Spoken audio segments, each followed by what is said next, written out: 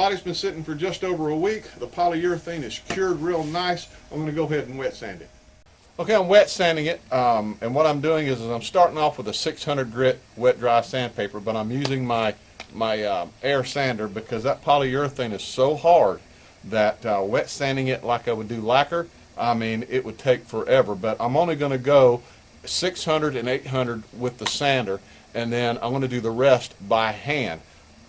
And like I did on the last time, the pockets, I took some teak oil and I wiped teak oil all inside the pocket and let it dry to help keep the water from soaking in and swelling up the wood. So let's sand just a little bit.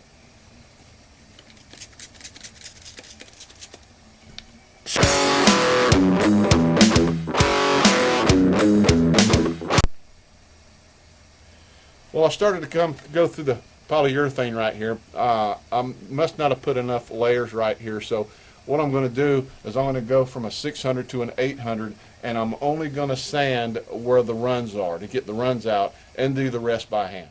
Okay, I got the runs out of the back side. I've only got a couple runs on the front side right about here, and the rest of it is really good. So I'm going to sand these runs out and then go up from there.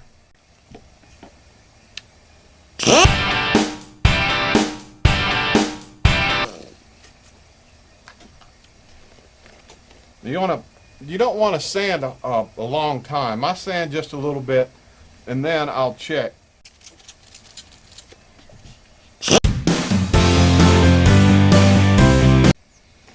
All right, they are gone. Well, I'm going to move on to hand sanding the rest of it, and then the little spots back here that I sanded through. What I'll do is when I get done doing the whole thing, I'll go through, and anywhere that I went through, I'll put a little stain on it, and I'll brush some polyurethane on it, let it dry, and it should be good. Okay, I'm just going to go with 1500 grit. I'm going to sand it with that, wet sand it, and go with that, and then go to 2000.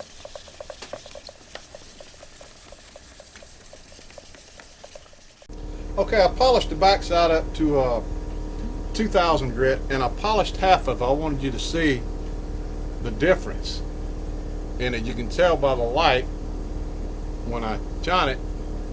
I polished this half right here, man, and it's looking really good. So I'm going to go ahead and finish up. I'm going to hand sand both sides of it. Okay, I got both sides hand sanded down to 2000 grit. Now I need to do the edges, and the way I'm going to do the edges is I went to Woodcraft and got these 1500 grit sponges, and I'm just going to lightly sand the edges. I just want to get them smooth. I'm really not worried about anything else like the front. I just want them smooth, and we'll polish them out. And sponges, they're wet, so it's pretty good. I'm just going to take and just lightly sand the edges. Okay, I got the little spots where I went through to the wood when I was sanding. What I'm going to do is I'm going to take this paintbrush, dip it in my stain, and I'm just going to stain these little spots right here. I got one on either corner, and I'm going to let that sit on there a little bit, wipe it off, and I'm going to do that until I can get as close to this color as I can. Once that's done, I'll take the same paintbrush, wash it off, and get my polyurethane and brush it on there, and then once it dries, we can polish up the body. Okay, what I wound up doing, because I couldn't get that piece of wood to stain to about the same shade as this, I went ahead and I put some of my polyurethane on both sides, and I took a little bit of my stain and mixed in with that polyurethane. And when it dries, it should match a little bit better. Okay, I've got the body all polished up, hand sanded. That looks pretty good. It's nice and shiny. Now, I like the polyurethane, but I want to tell you, you got to put a whole lot of coats on it because you will sand through, and I did on a couple spots. And I went back and I brushed some polyurethane on it, and I was really worried about it, but I'm not, because it actually makes it look like it's been played for years. It gives it some age, and I think that looks pretty cool on it. But there's one thing I've got to do that I didn't realize until I was hand sanding it, is the pocket for the pickup wires. The pattern that I have does not have that cut out in there, so I have to cut that in, and I'm going to go ahead and drill the holes for all the wiring, and then we'll go on to the next step. Here's what I did. I put some yellow tape on the body, and I took the pick guard pattern and traced it, and then I drew me a line to where I want the cavity to go. So I only have about that much to drill through. So I'm going to go ahead and I'm just going to drill a straight line, and that way I can drill a hole in each pickup cavity, and I can run the wire.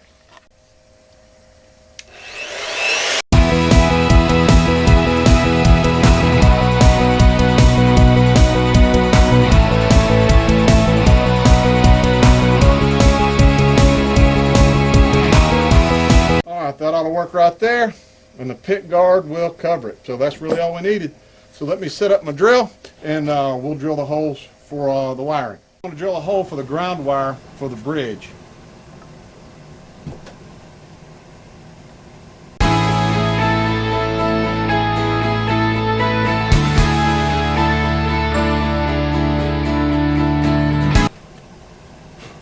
All right, now I'll drill my holes for the pickup wires.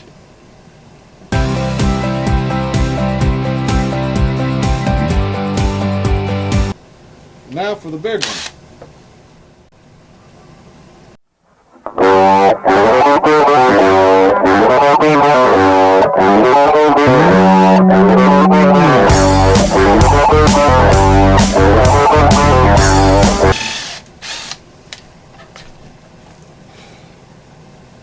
Well, I screwed up. Okay, this ain't too bad. I mean, it's major, but it's not too bad. The drill bit came out right where the control cover comes in. There's a little bit on this edge right here, but I'm going to fill this up with some stainable wood putty because it's on the back side again. I'm going to fill that up, and then I'll reroute it.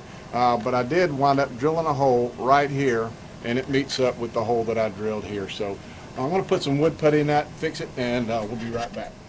Okay, what I've got is some stainable wood putty, and that's what I'm going to use to fill this hole up, because I can stain it and try to match it up a little bit.